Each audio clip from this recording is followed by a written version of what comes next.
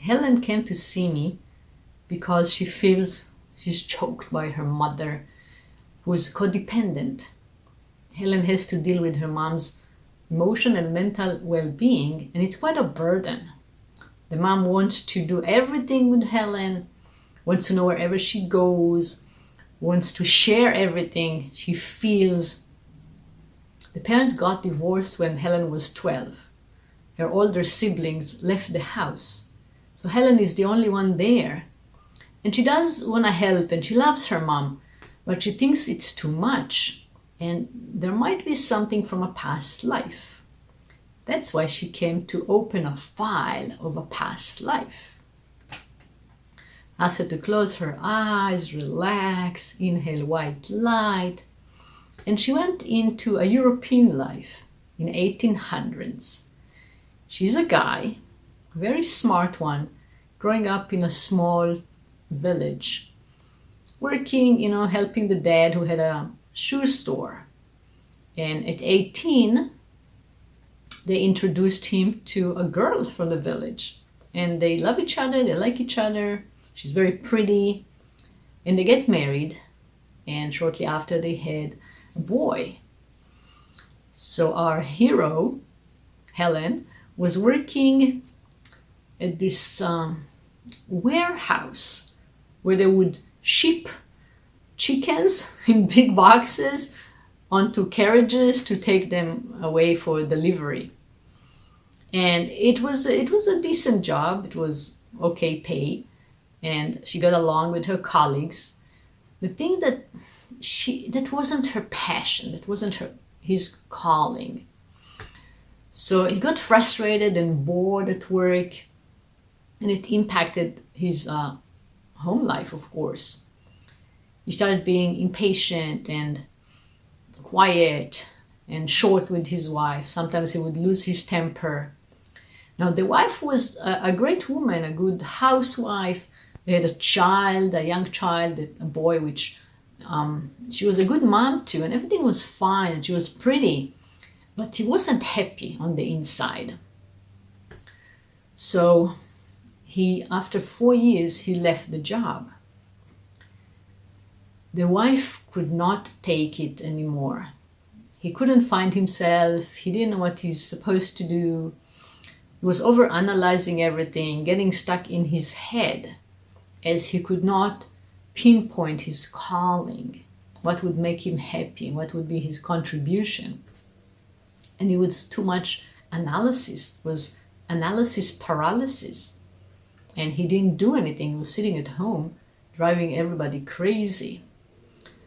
So shortly after he left his job, which was around age 23, she left him. She took the boy, who was 4 at the time, and moved to her parents in a nearby town.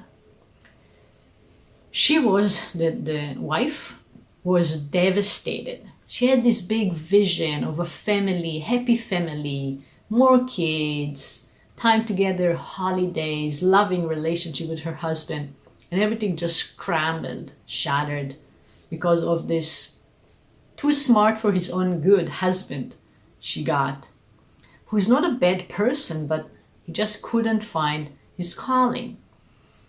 Helen said in the regression that he was waiting for inspiration, for something to come and tell him and point him in the right direction. He was reading a lot of, science and religion and philosophy and spirituality. He was very smart. He was way too smart for this small town. But it cost him everything. She left him. She went away. He doesn't have a family anymore. The wife is devastated, hurt, depressed. She never dated anybody else afterwards. She never remarried. So the last scene of the regression, the last scene of this movie was at 36, another country invades this European country, and soldiers are putting fire to the town. And then he's scared. He sees everything in flames. He doesn't know what to do. His house is fine, but he doesn't know what to do.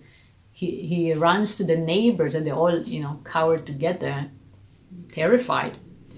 And then the soldiers knock on the door and take the men, only the men, out to, the center of the town, and they just kill them.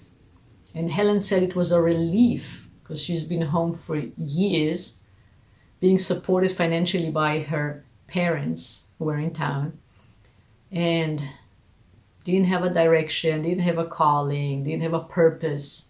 So at 36, she got out of the incarnation. I asked her to recognize the characters in the movie, and she said, the wife is my current mom. The neighbors are my siblings and their spouses and their kids. There were 2 kids and 2 parents in the neighbor's house. And her father there is the father today. So these parents came together from the European country to today's. And she felt really unhappy with this life and how it ended and the meaningless life she lived. So I asked her to choose an alternative. Before we come to the incarnation, we make a plan for our lives that looks like branches of a tree, which are all potentials. You can go to law school or to medical school. And then when you get to the point of choice in the real life, then you choose one of them. But all of the rest of them were potentials that you could have used at the time. So I asked her to choose another route which would lead to a totally different life. She stayed with the wife. They had another daughter. And the guy decided to pursue law. So they moved to a bigger city, ended up being a successful lawyer.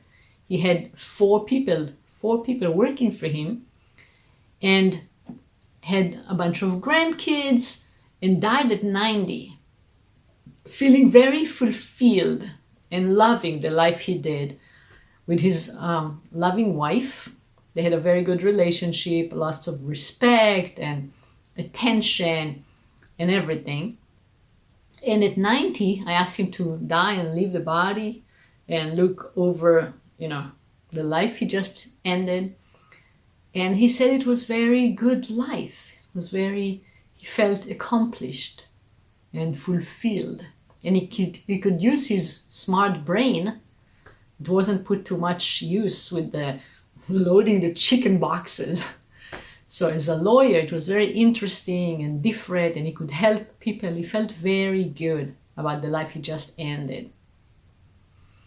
After this, I woke Helen up and asked her how she's feeling.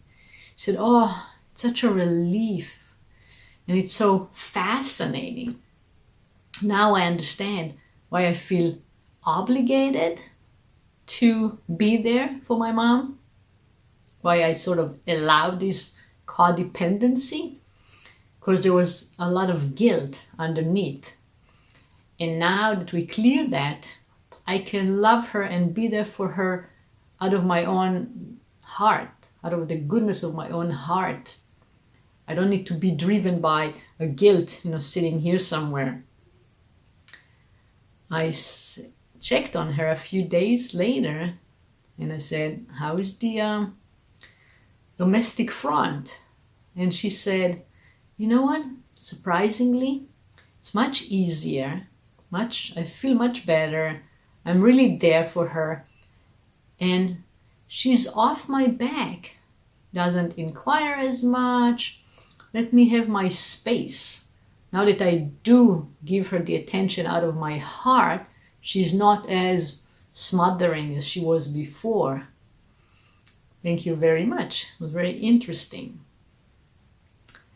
So this is just one example of past life regression at work and the connections between today's life and a past life and how it all ties together and how it all makes sense. Hope you enjoyed this video and took home some food for thought.